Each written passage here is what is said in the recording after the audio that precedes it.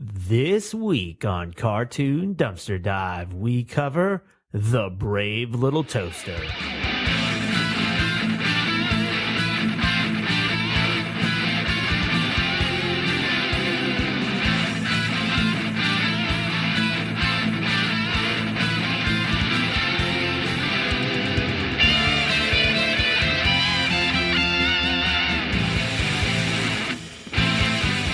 Joel, when you were a child, were you, did you have a best friend that was an appliance? No. Were you overly attached to your appliance? No. No, okay, I don't know. Did you, Andrew? No, but I will say, me and my brother and I, we were obsessed with this movie growing up. And here are two little personal factoids about it. My mother told me we wore this VHS out so much she had to go buy another one because we just wanted to play it over and over and over and over. And two, I think this is why I have such a hard time throwing things away. Do you feel like, I feel like this could definitely make a hoarder out of you because you're like, these are more than just your appliances. These are your friends. They love you. To the point where they'll sacrifice their lives for you. Andrew, you made a believer out of me. I totally get it now. This movie is to thank for probably hundreds, if not thousands, of hoarders. I mean, at least with stuff. Yep. Animal hoarders are one thing, but like people who have like a lot. Like I've got I have a 8 juicer. toasters. I never use them though. I love them all. love them all. Well, you got to use them. They get mad at you if you don't use them. Apparently. Yeah, some of them get so mad that they fucking cause themselves to die. Yeah. Yeah. So, so this is a movie, and this was also a request from a friend of ours, Joel. Really? I'm not gonna use his last name, but it was Ryan from college. Ryan. Yeah. How long He was has like, it been, Ryan? How you doing? It has. Let's catch up. You know your last name. Yeah. Would you care to listen? Would you care to have a one-sided conversation with us right now? 'Cause we can. What are you doing with your life? Feel free to Oh, respond. that sounds fantastic. I've been there. Mondays, am I right? How's your favorite sports team? This is just generic boss questions. Yeah, that just that, corporate, like, they don't corporate know water you. cooler questions. Everybody loves those questions. Did you catch the game with the state university athletes? They're my favorite team. Hey, working for the weekend, am I right, Paul? Working hard or hardly working. Up top. All right. So this movie has no theme song, so to speak, but it does have songs. Did you have a favorite one? Me personally? Yes. Yeah. Did you have a favorite one? I do have a favorite one. It's the Worthless song. Yeah, that's the best one. Oh, that's fantastic. Close second is the one where they sing about them being in a B movie. Yes, that one. Yeah, they're both. It's so close, but the Worthless. This is the best one. Fantastic one. Yeah, fantastic song. Chef Kiss. Did you have a least favorite? I thought the one where they were like the weird consumerism song that the new furniture sings. I didn't really like that one. I didn't like that one, and I didn't like the message of just keep buying shit. Yeah. It honestly, the only ones that were worth my time with a Worthless and It's a B movie song. The other ones I really didn't like. They're not rememberable to me. They don't stick out to me. Nah. Yeah. So how did this get made, Joel? Andrew, would you be surprised to know that this is based off a novella? What's a novella? Thank God you asked. That sounds like an off-brand Nutella. Thank God. I haven't had dinner, so I'm hungry. I had that same question. I was like, what the hell is a novella? A novella is basically, it's one step below a novel, but one step above a short story. Isn't that just a book? I would guess so, but That just sounds like a fucking book. I don't know. That's what the internet told me. Novella. That sounds like somebody who wanted to be smart but doesn't have the attention span to read a novel. Yeah, I read novellas. Hello? You mean you read books? No. No. Novellas. They got more words, okay? Your stupid peon middle class brain wouldn't understand. Oh, yes. Up in my ivory tower. I know it. Smoking my High pipe. horse, novella, reading ass. Fuck you. Anyway, let's keep going. So it's based off of the 1980 novella by Thomas M. Dish. This was originally aired in a magazine called Fantasy and Science Fiction. Well, their whole stick is they put out these basically short stories, and they are, give unheard writers an opportunity to be heard. Nice. Found it pretty cool that they're still going strong, and they've been doing this since 1949. Wow. Yeah. That is cool. And- so is it like still a magazine or is it Yeah. a website? It's a website, but you can actually buy their individual Okay. magazines, that's cool. like sign up for a subscription, basically. Prince not dead. Not yet. It is not. So this released in the magazine 1980. 1982, Disney picks up the rights for this story to make a movie out of it. Animator John Lasseter and producer Thomas L. Wilhite, they pitched the idea to basically Disney executives to be a 2D, 3D animated movie. The president of Disney at this time, Ron Miller, asked Lasseter what would be the cost to produce something like this. Lasseter told him it would probably cost around the same as like current animation styles Okay. of the day. Apparently, Miller was not too thrilled about that because he's been quoted to say the only reason to use computers would be if it was going to be faster or cheaper. So, Kind of fair. yeah, kind of fail. Especially in the 80s. Well, even with that comment, Disney apparently said, "Hey, we're going to do this." Okay. All right. No.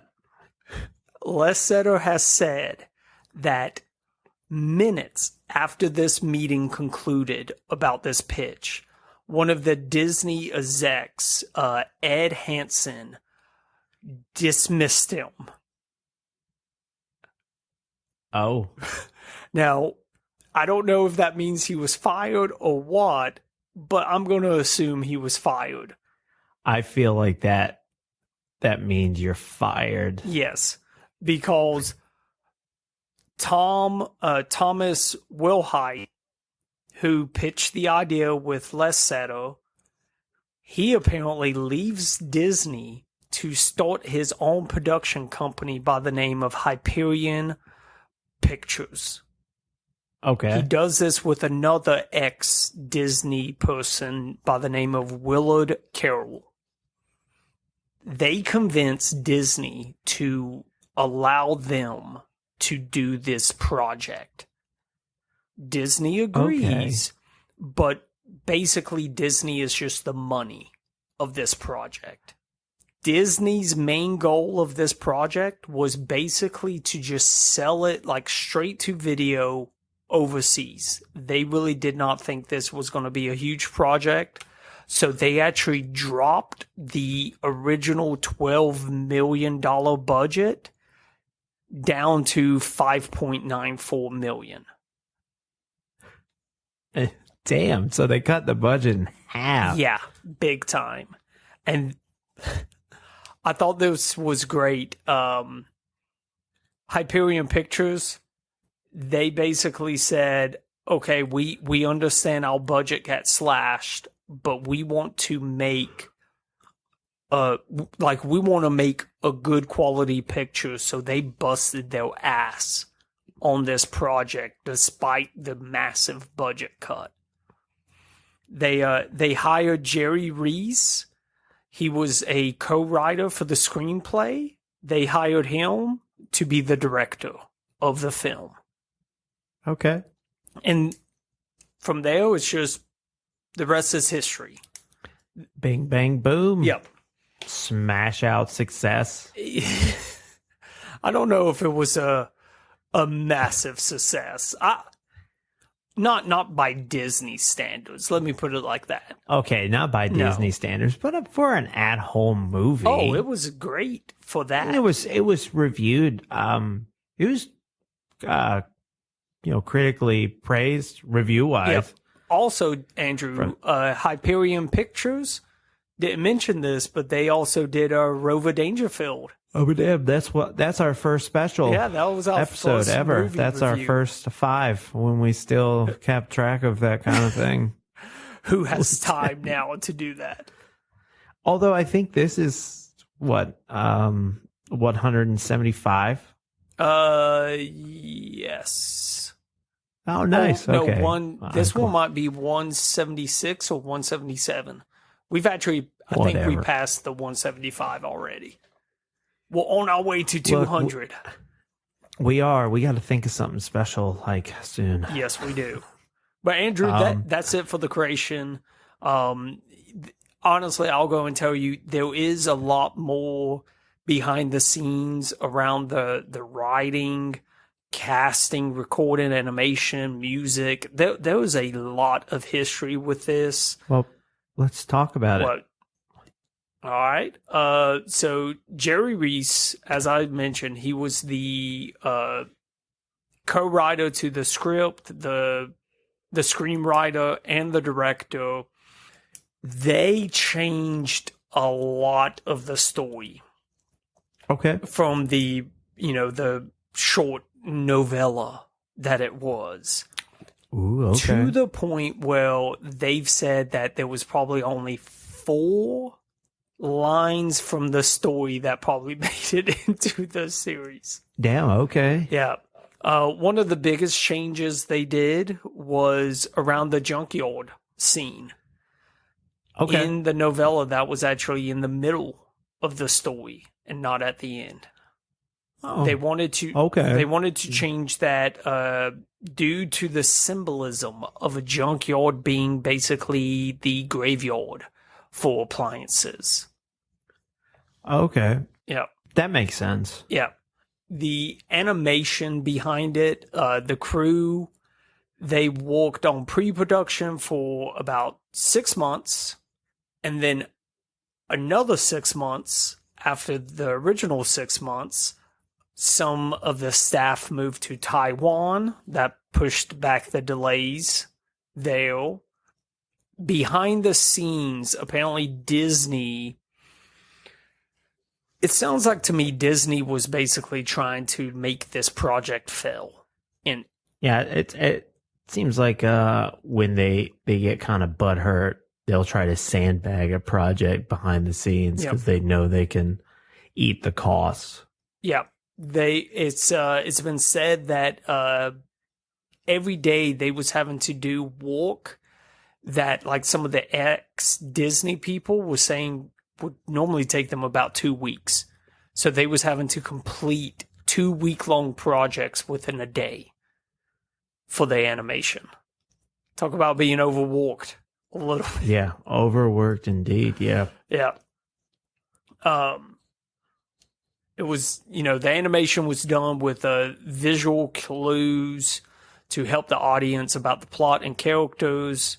For example, during the nighttime sequence at the beginning of the film, Toaster burns toast and emits smoke, which symbolizes the guilt and feel of being responsible. Okay. I never read that much into this. No, movie. no, I didn't either. I was just like, oh, this movie's just about appliances. Yeah. Yep. Looking back at it in adult eyes, I have a few opinions on it Yeah. that are different than my children ones, which we'll get Okay. into later. The music and sound. This was composed and conducted by David Newman, and it was performed by the New Japan Philharmonic. Nate? Yeah, right? Did not know that. But that's just some of the cliff notes of some of the different stuff around it, Andrew. One section I did skip over was the casting, because I know you was going to talk about it. I just did the voice cast. I didn't know that they really went out of their way to get a good voice cast. But I can mention a few. Well, that's why I mean. Hitters. You talk about the voice actors. So who did they get, That's true. Andrew? Well, the voice cast of The Brave Little Toaster is John Lovitz is Radio. Timothy Stack is Lampy. Timothy E. Day is Blanky. And Young Rob, a.k.a. The Master. Thurl Ravenscroft is Kirby. Dana Oliver is Toaster.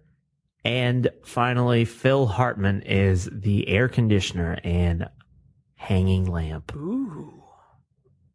For their other works, we have John Lovitz. God, John Lovett's been in so much stuff. Right. You would probably know him most from SNL. Yep. Like old SNL. Timothy Stack is Carson Ward in Scary Movie 3.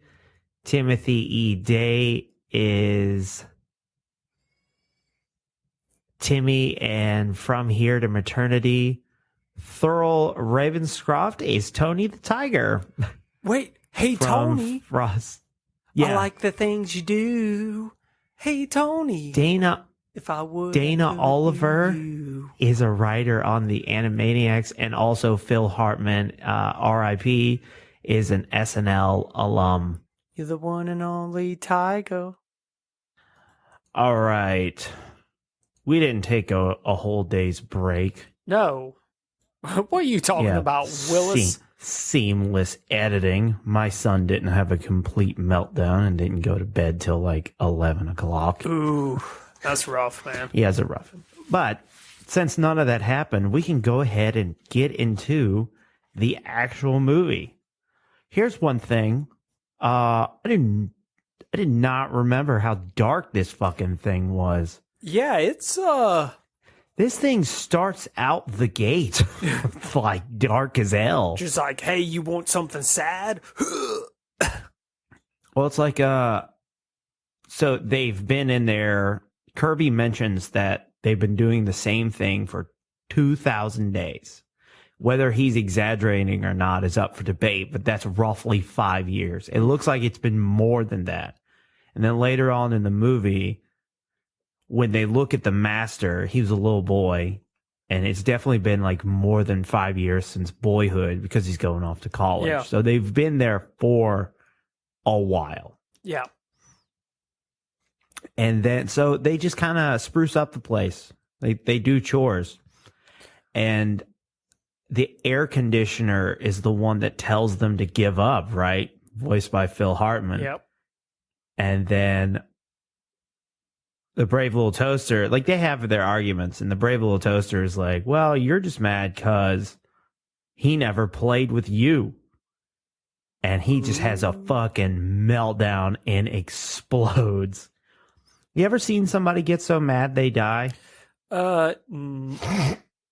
I haven't either. Yeah. I don't think I've ever watched anybody die ever. Now that I ask that question out loud, Andrew's it's kind like- of an outlandish thing to say. Like, I've only seen their lives leave from their eyes as I strangle them.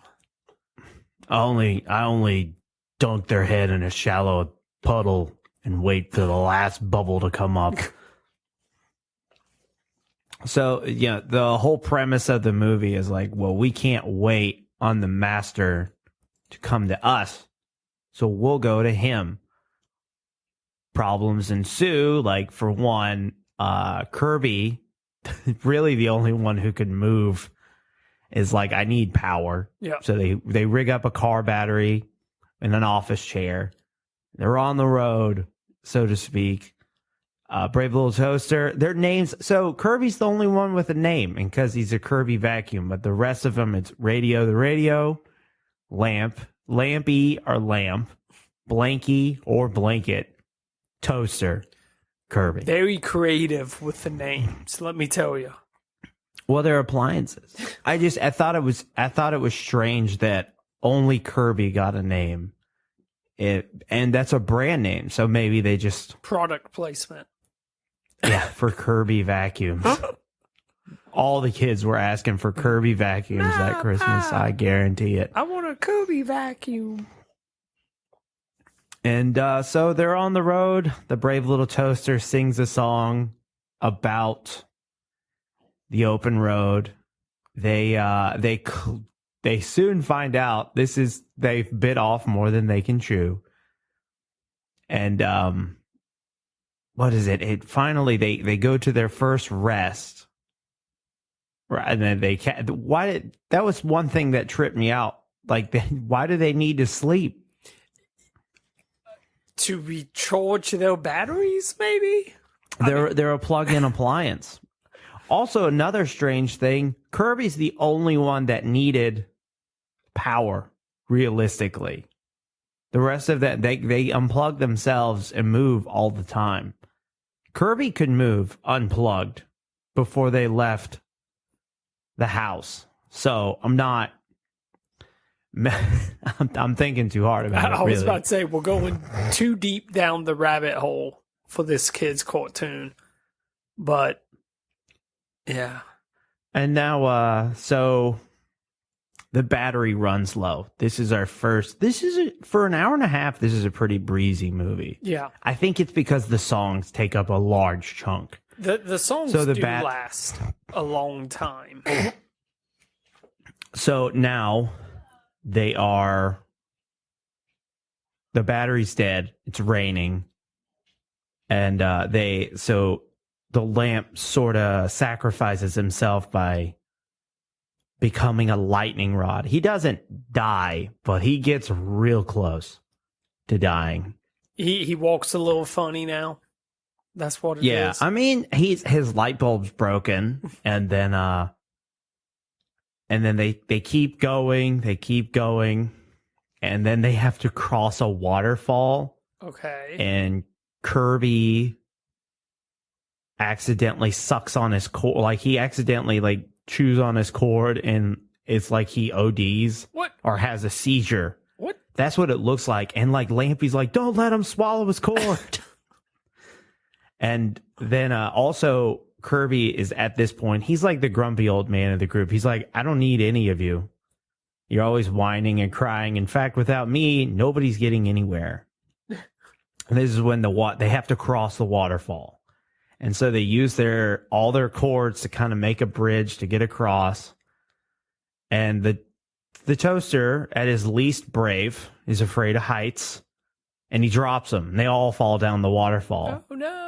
And then and it's silent for a little bit. This part is pretty heavy because it's silent for just enough. You know what I mean? Kirby's debating. He's like, well, I could just go back.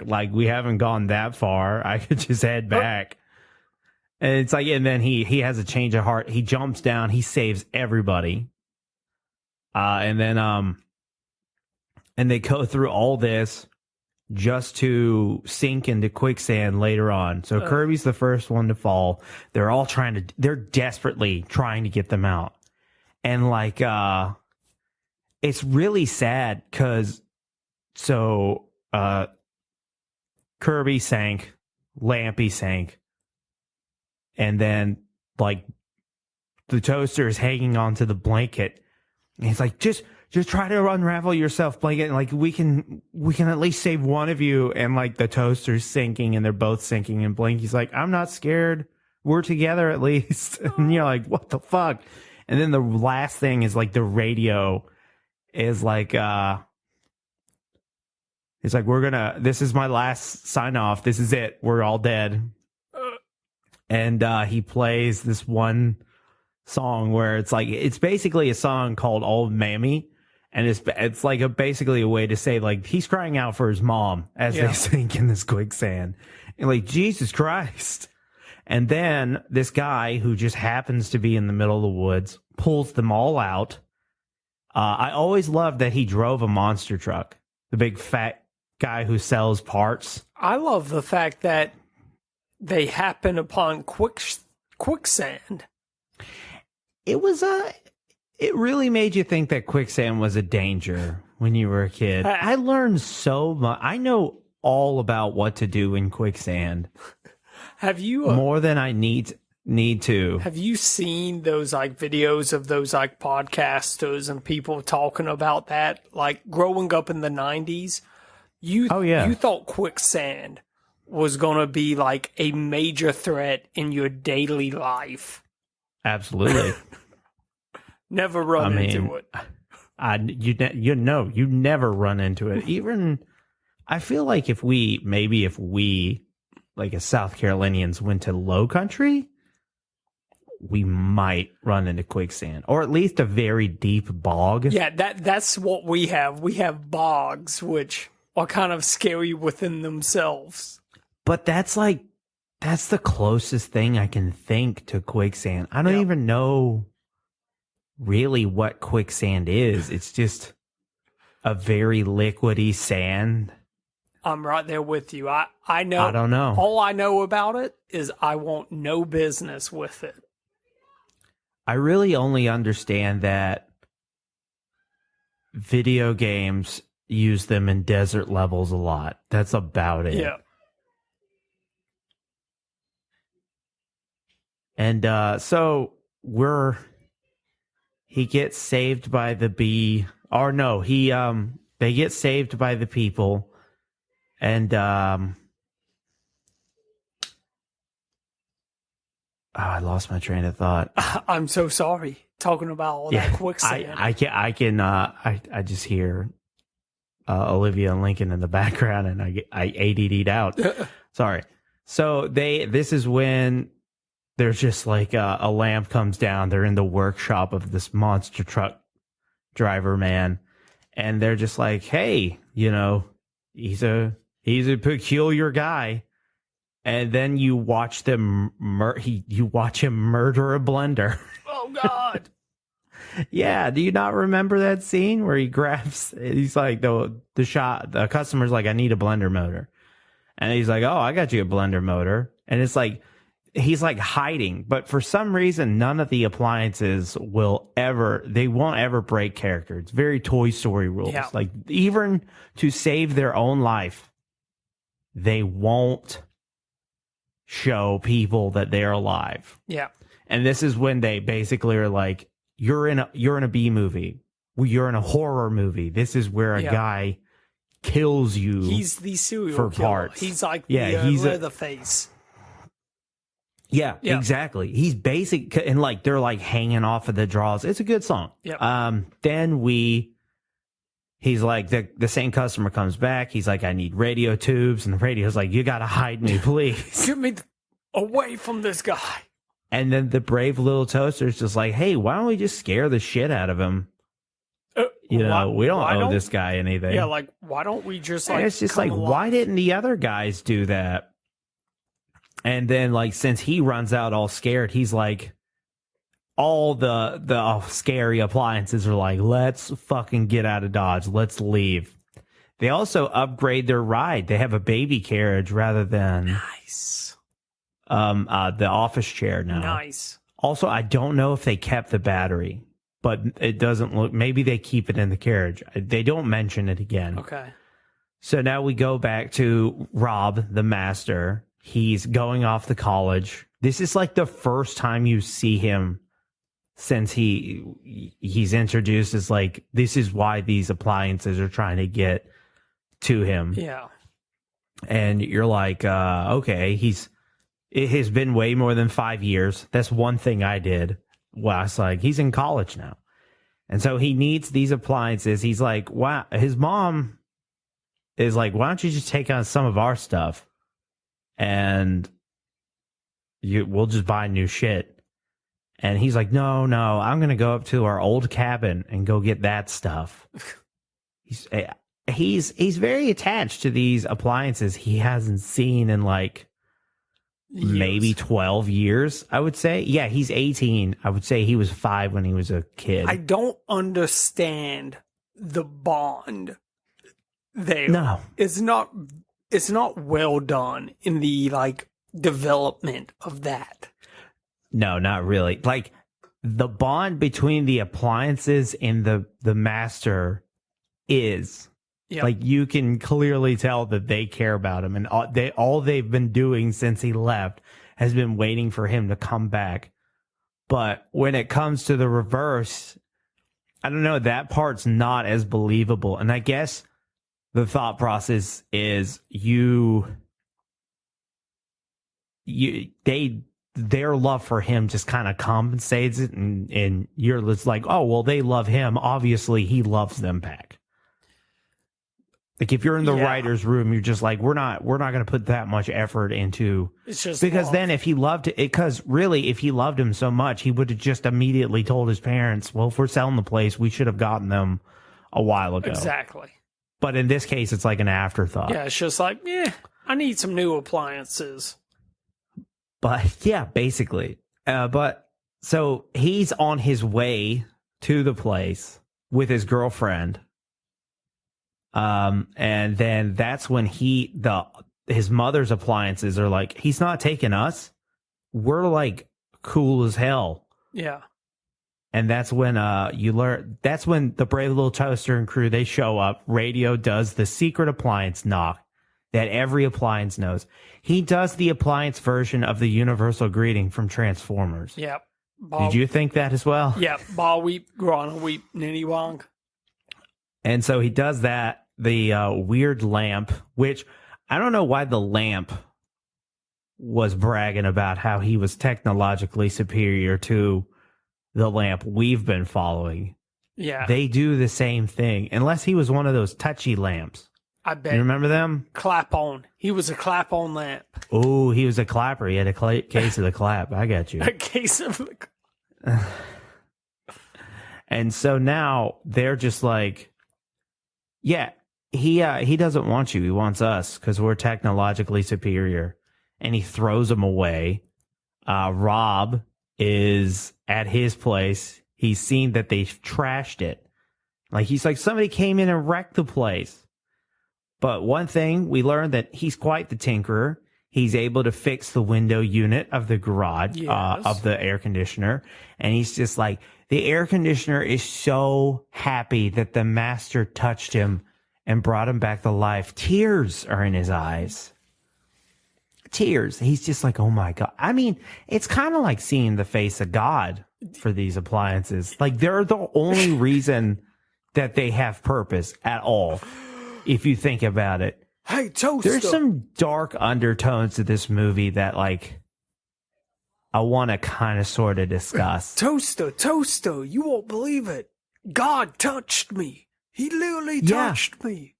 Like, it's like, for me, it was like if Jesus Christ was a day-to-day man and, like, he would interact with you and you were just like, I met the Lord.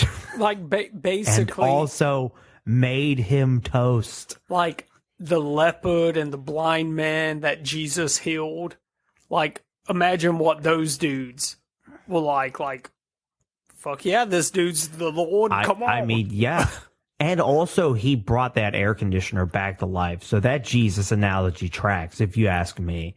So our crew got taken to the dump. Yep. This is where we see the big magnet and the big crusher.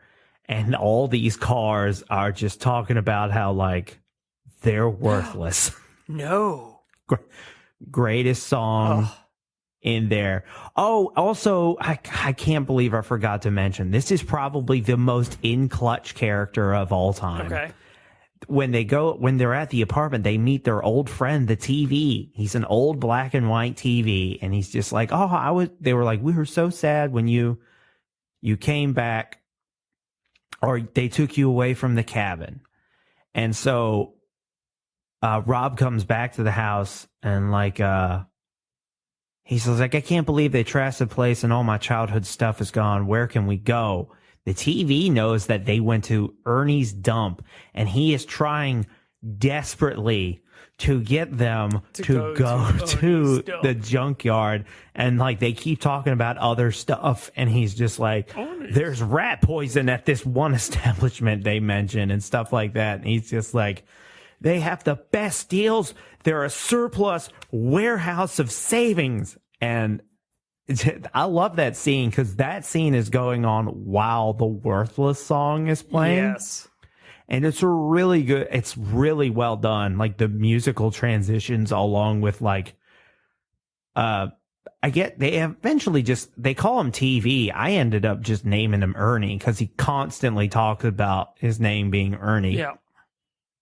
He also almost tells the Brave Little Toaster and company that like, hey, the master is actually at the cabin looking for you guys. He gets switched to the Spanish channel.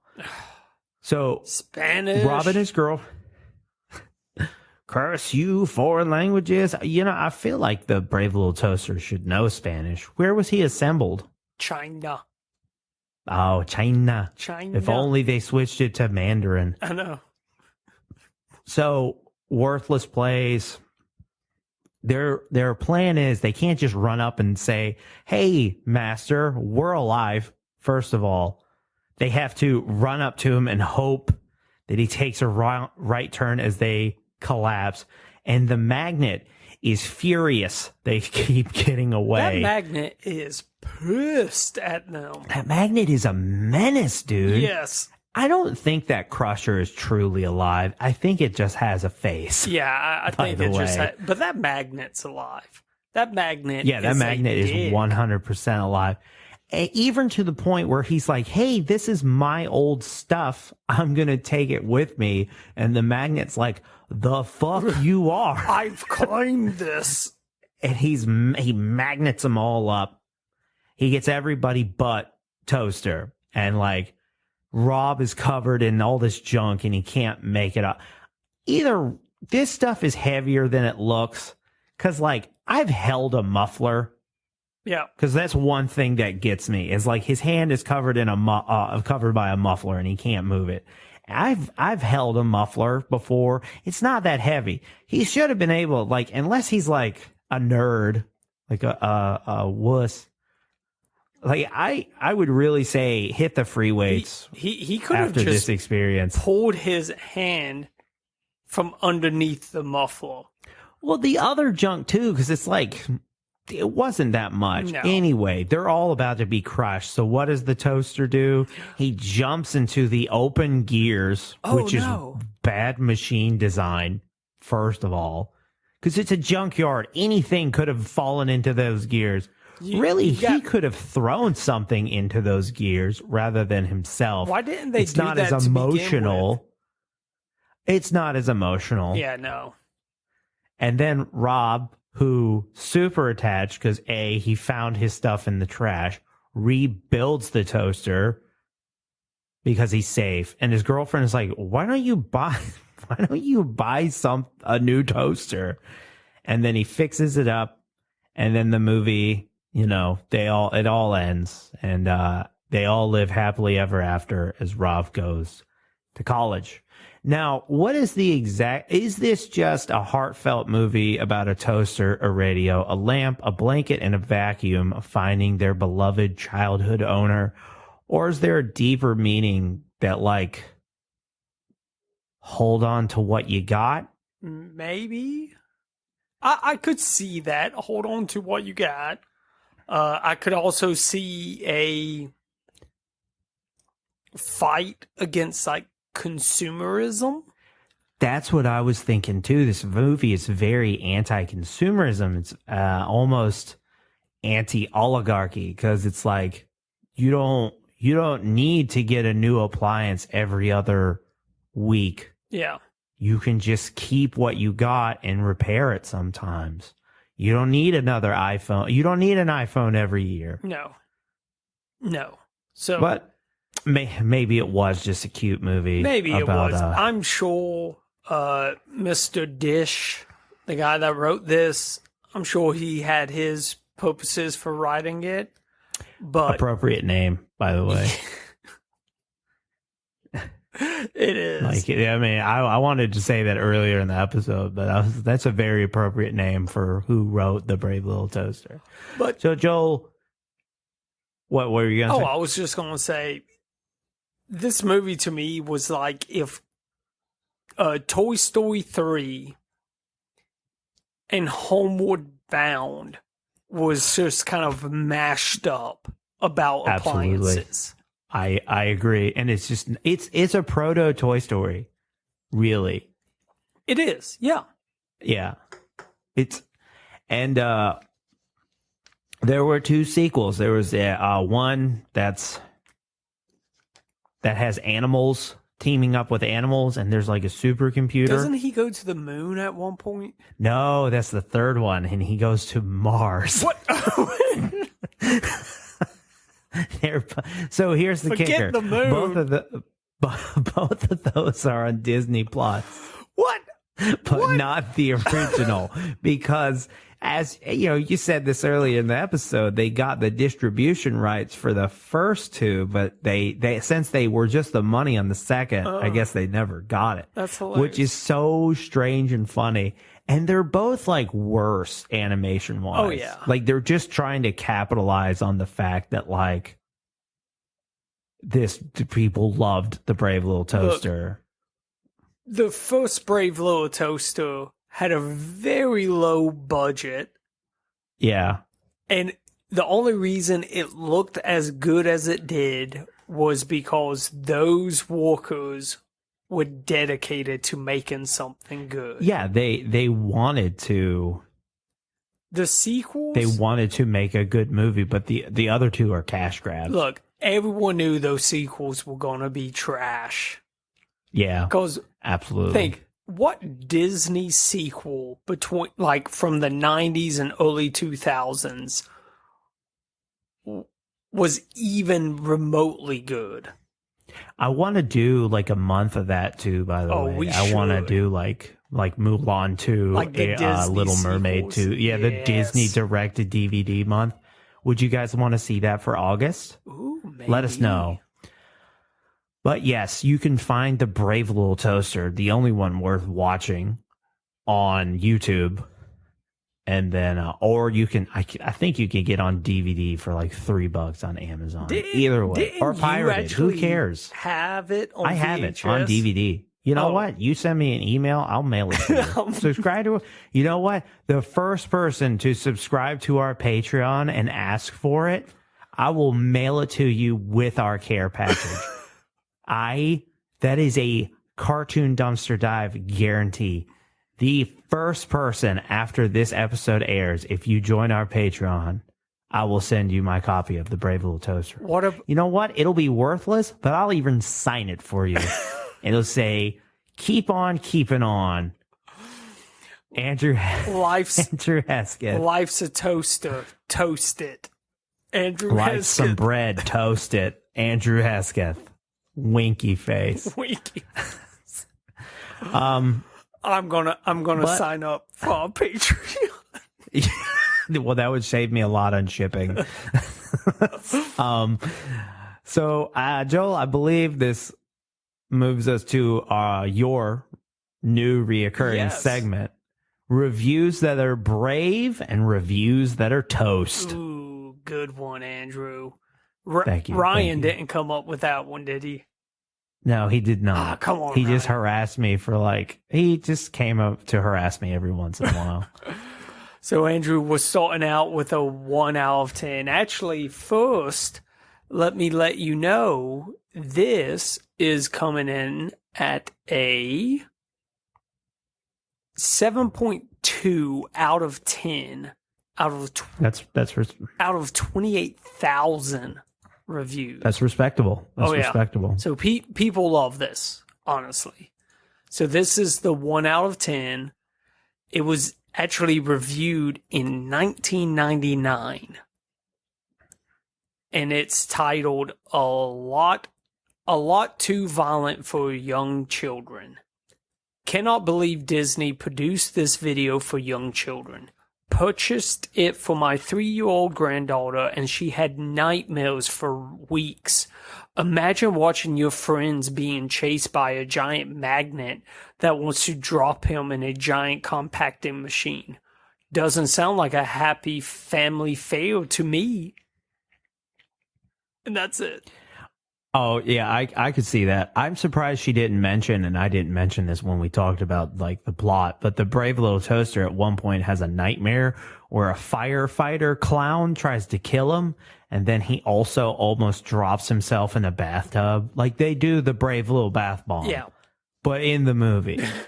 But yeah, I get it. So yeah, I could see, I feel like this probably gave me nightmares as a kid too. I also like to point out the fact that this movie pissed off a grandma so much that she got a computer and learned how to sign on the internet in 1999 to leave a review.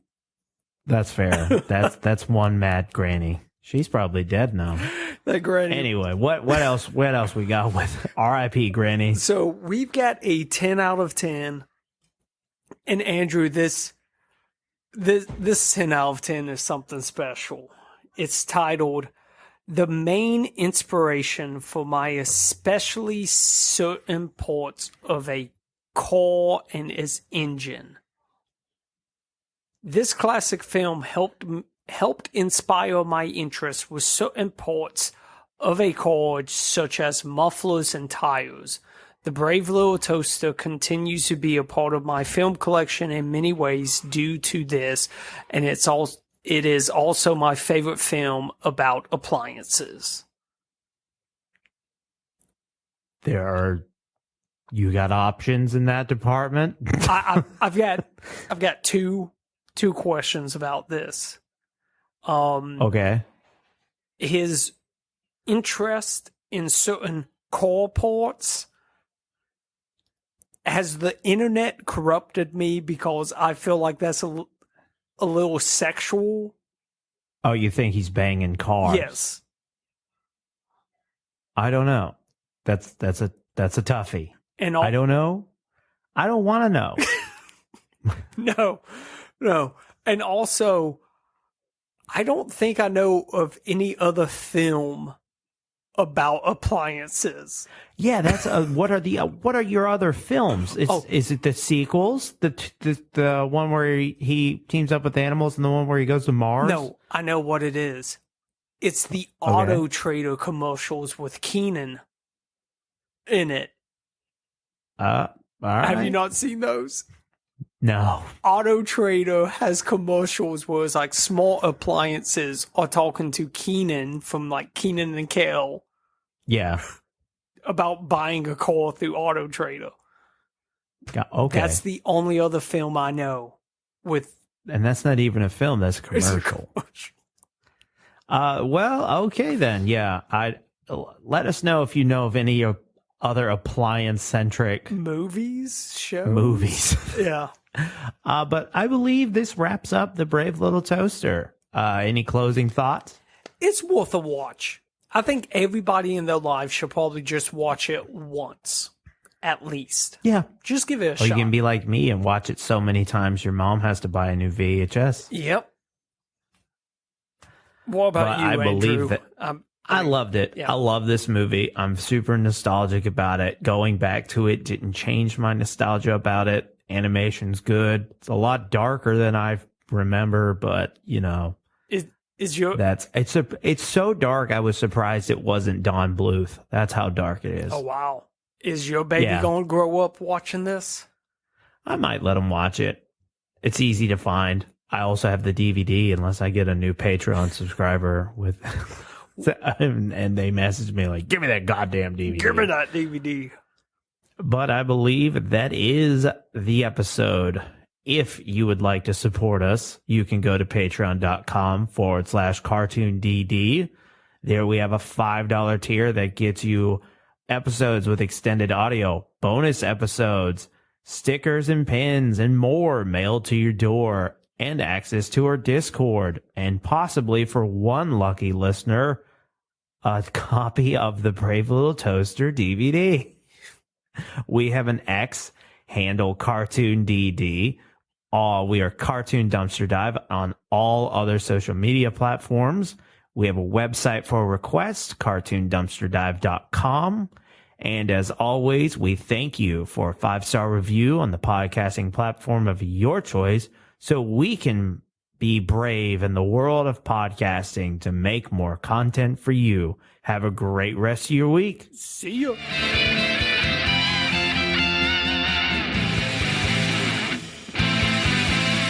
I'm a toaster. He is.